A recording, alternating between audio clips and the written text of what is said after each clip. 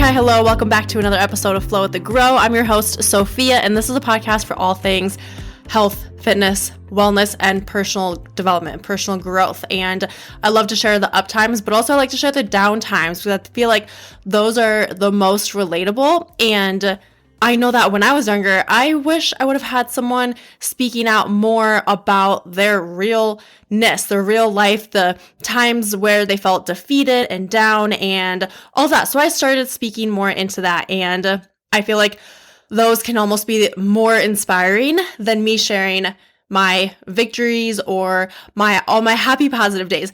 And today I wanted to share a quick perspective for when self-doubt creeps in.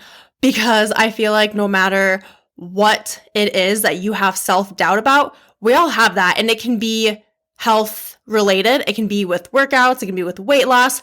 It can be with owning your own business. It can be within your career or within a relationship or something that you want to start, like a side hustle, or maybe you want to start a podcast or you want to start that blog or write a book or like whatever it may be, right? We all have self-doubt. It's normal. It's human. And for me personally, I have been having a lot more self-doubt, and maybe because I keep getting in my head, like I keep telling myself I have more self-doubt, so therefore I have more self-doubt.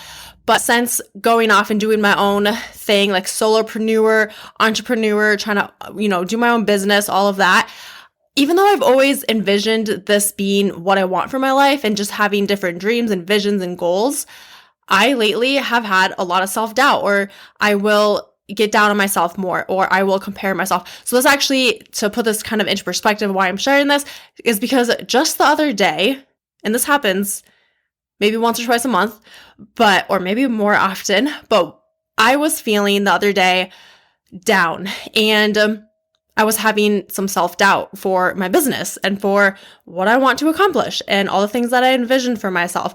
And it was a mental downward spiral because all the things came flooding into my mind. Like, first of all, I went on social media, and sometimes I'll not necessarily scroll, but kind of, if I'm like messaging people or if I'm scrolling to find ideas or whatever it may be, and it ends up me comparing myself to other people or other coaches. So it started with social media and comparing myself. And then I started thinking about all the reasons this business of mine won't work out, or where I'm not at currently, or haven't accomplished yet. And then it's like my mind gets bombarded with confusion on what's best to do. What should I do next? Is what I've been posting and sharing helpful to people? Should I post about something else? What's my quote niche? Is it this? Is it that? Should I share more on the fitness side and workouts, or should I share more about yo-yo dieting and things like that? And it's just and then it's, like I said, a mental downward spiral, and then I do nothing. And sometimes I just have this confusion of like, what should I do next? What is best? And then it's this spiral down into self-doubt, more and more self-doubt and defeat. And then I just get down on myself because I feel that way and just questioning everything. Then when Kiana came home, I got up, gave her a hug, as I always do when she walks through the door, and she asked me what's wrong, or is something wrong? Like, she can always just seem to tell when I'm off, and she's usually always right. And so, I'm trying to tell myself to not just say nothing if something's actually wrong. So I eventually told her that I just feel like lost kind of in my business, and that I'm not doing the right things, or I'm confused with what I'm doing, or I'm not where I want to be. I'm not where I thought I would be. Like in January, I wrote down goals of how many clients and like income and stuff by March. And then I was upstairs just this was earlier, I was doing nothing. And I saw that on the board, and that made it even worse. So because I'm not anywhere near where I had. So I told her that I am not where I envisioned myself or wanted to be, and that I don't know if I should be doing this or that. And then I'm comparing myself to other people, all the things. And so we talked about that a little bit. And then eventually here's where this perspective hit home for me. It just made sense because I am in the profession of health and fitness and in training and coaching and all of that. And she comes over and says to me, if a client came to you and said they wanted to lose 10 pounds in 1 week, what would you tell them?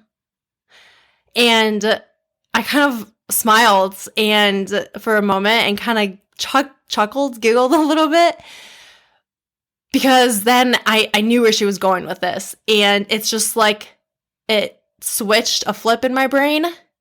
And I told her, we talked about it, that it's just not going to happen if you want it to be sustainable. And it's just not going to happen. You're not going to lose 10 pounds in 1 week.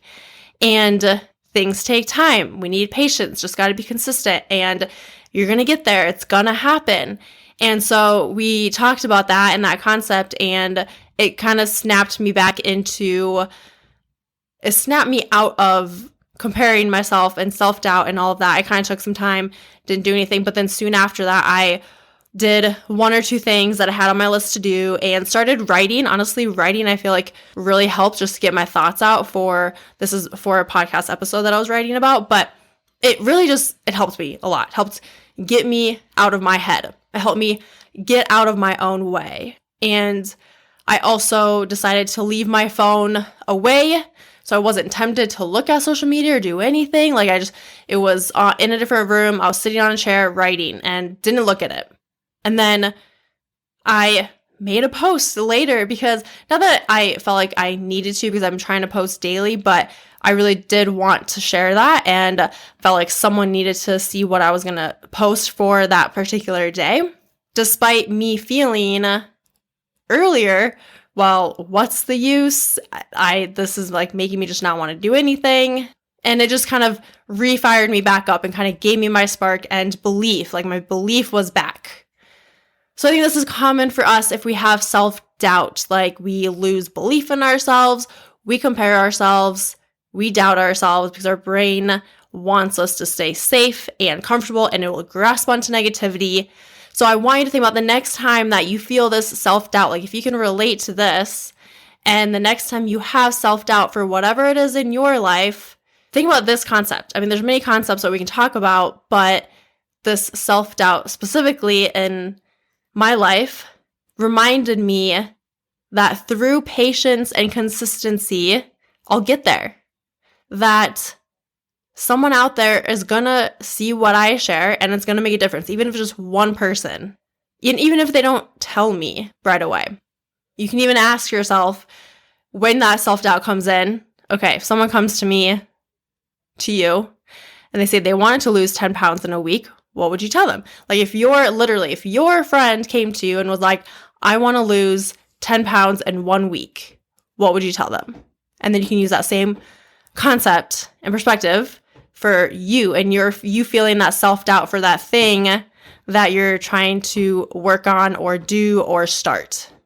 And then also I think it's important to point out that just to have people around, like go to someone, express this self-doubt and feeling to someone so that you can talk about it and they can help you get out of your own damn way, get out of your own damn head to keep going. Whether it's one person, maybe it's coworkers, friends, family, multiple people, like whatever you got to do, it does help tremendously. And they can see it from a different perspective. And they can give you that belief. They can give you their belief so that you can start to believe in yourself again and give you that spark, that fire again, and put your phone away for a little bit. Just don't even look at it, especially if that is contributing to the comparison and the self-doubt. And what an opportunity we have when we have this self-doubt to build resilience, to work that resilient muscle that we have. So this was really helpful for me. This perspective was really helpful for me. So I very much hope that it was helpful for you. And if it was, I would love to know, truly. Please message me on Instagram at Sophia_Dawn41. Let me know that you listened to this episode, that it helped you, that you're going to use this perspective, that it kind of just gave you an extra spark, or feel free to message me on Facebook. And if you did find it helpful, share it with a friend or take a screenshot and put it up on your stories so that someone else who is experiencing self-doubt, maybe in that moment, whenever it is, because we all do, they can go ahead and listen to this episode as well. And I'm going to end with leaving you this quote that I heard someone else say on another podcast. And that is, how would you learn the skill set of getting back on track if you never got off track? Or in this case, how would you learn the skill set of resilience and believing in yourself again if you never had self-doubt? All right, that's that. I hope you have a great rest of your day, night, week, weekend. Bye for now.